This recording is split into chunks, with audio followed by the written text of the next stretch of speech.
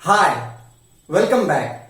आज हम ऐसे 5 वर्ड्स देखने जा रहे हैं जो आपको दिखने में लगेंगे बड़े डिफिकल्ट और कॉम्प्लिकेटेड, लेकिन वो इजी हैं। आप उनको डेली लाइफ में यूज कर सकते हैं। तो आइए शुरू करते हैं।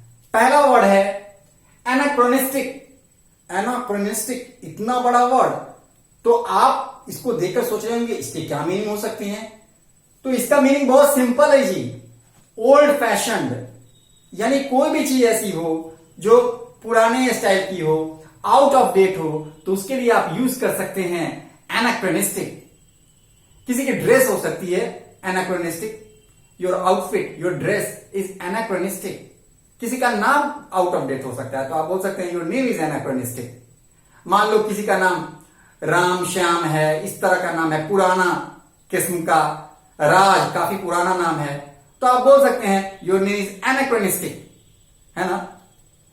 Well, anachronistic means old fashion या आउट ऑफ डेट, ठीक है। तो इस आप जहां पे भी ओल्ड फैशन का मीनिंग हो वहां पे आप एनाक्रोनिस्टिक यूज कर सकते हैं। Moving on, comprehensible. कॉम्प्रिहेंसिबल का मतलब होता है इजी टू अंडरस्टैंड, है ना। तो हम एडवाइस दे सकते हैं किसी को कि your handwriting should be comprehensible, है ना। Your speaking should be comprehensible, मतलब इजी टू अंडरस्टैंड, है ना। Your handwriting should be comprehensible, मतलब तुम्हारा जो हैंडराइटिंग है, तुम्हारी जो हैंडराइटिंग है वो इजी टू अंडरस्टैंड होनी चाहिए, कोई पढ़े तो समझ जाए, है ना। Your speech should be comprehensible, जो तुम बोलते हो ना वो आसानी से समझ में आनी चाहिए ना, बस। तो कॉम्प्रिहेंसिबल का मतलब सिंपल होता है इजी टू अंडरस्टैंड, बस। तो आप इसको डे टू डे लाइफ में भी यूज कर सकते हैं।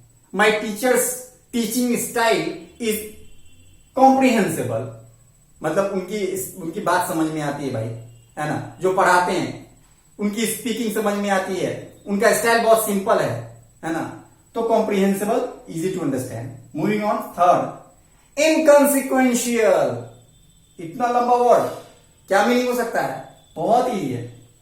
नॉट इंपॉर्टेंट, कोई भी चीज अगर नॉट इंपॉर्टेंट है ना, तो आप उसको इनकॉन्सिक्वेंशियल कह सकते हैं। Inconsequential talks, don't talk about inconsequential things. बेकार की बातें मत कीजिए। ऐसी चीजों की इंपॉर्टेंट नहीं हो, that is inconsequential. Very easy. Is health inconsequential? Is health inconsequential? क्या हेल्थ इनकॉन्सिक्वेंशियल हो सकता है? बिल्कुल नहीं। Health can never be inconsequential, क्योंकि हेल्थ का परिणाम होता है, आपके हेल्थ का परिणाम होता है, उसका इंपॉर्टेंस है, वो एक इंपॉर्टेंट चीज है। आपके परफॉर्मेंस पे आपके हेल्थ का इंपैक्ट होता है। सो health can never be inconsequential, है ना।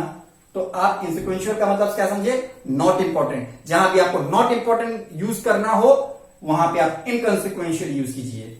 She is always talking about not important things, तो आप बोल सकते हैं she is always talking about inconsequential things, ठीक है। अब बढ़ते हैं आगे। अनइनकम्बर्ड। अब आप सोच रहे होंगे अनइनकम्बर्ड का क्या मतलब है? बहुत सिंपल मीनिंग है इनकम्बर्ड का। अनइनकम्बर्ड का मतलब है फ्री। बच्चों की जिंदगी कैसी होती है? फ्री होती है, बिना बर्डन की, जिसमें कोई बर्डन ना हो, कोई बोझ नहीं हो। So unencumbered means free. Everybody wants to live an unencumbered life, है ना। When you are young, when you are a child, your life is unencumbered, means it's free, without any responsibilities, without any burden. Last but not the least, pulchitudinous. Pulchitudinous, जहां भी आपको beautiful use करना हो बस आप use कर दीजिए pulchitudinous। pulchitudinous, जहां भी आपको ब्यूटीफुल यूज करना है वहां पे आप यूज कर दीजिए पल्क्यूटिनस। यह लड़की बहुत सुंदर है, this girl is पल्क्यूटिनस।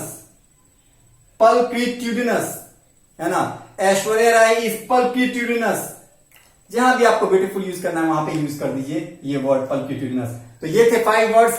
In 5 words को यूज करके आप अपनी लैंग्वेज को अप लेवल अप कर सकते हैं, अपने राइटिंग को लेवल अप कर सकते हैं, स्मार्ट कॉन्फिडेंट अपग्रेडेड दिख सकते हैं, है ना। तो ये थे आपके 5 वर्ड्स और उम्मीद है कि आपने कुछ नया सीखा होगा।